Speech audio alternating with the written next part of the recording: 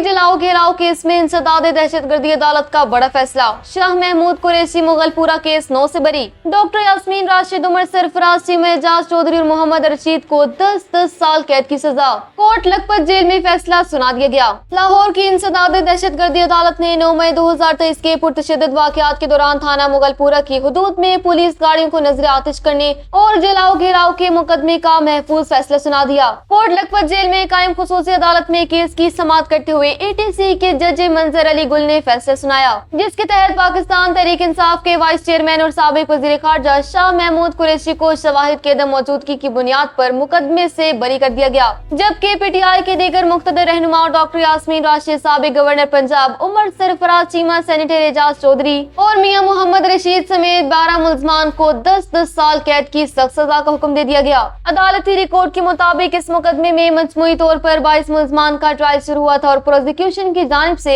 37 गवाहों के बयानात कलम बंद करके उन पर जरा मुकम्मल की गई। केस की कार्रवाई के दौरान 2 मुल्ज़मान अरबाज जमान और इलाही बख्श को इश्तिहारी करार दिया गया, जिसके बाद बाकी 20 मुल्ज़मान के खिलाफ कार्रवाई आगे बढ़ी। अदालत इनमें से 12 मुल्ज़मान को सजाएं सुनाई, जबकि 8 मुल्ज़मान को बरी करने का हुक्म जारी किया। वाज़ेह रहे कि अदालत ने 18 जून को फरीकीन के वकला के दलाइल मुकम्मल होने पर फैसला महफूज किया था, जो आज आम किया गया। ये लाहौर में 9 मई के वाक़यात से मुतल्लिक दर्ज कुल 14 मुकदमात में से 8वें केस का फैसला है, जिसमें PTI की मरकजी क़यादत को एक बार फिर कैद की सजाओं का सामना करना पड़ा।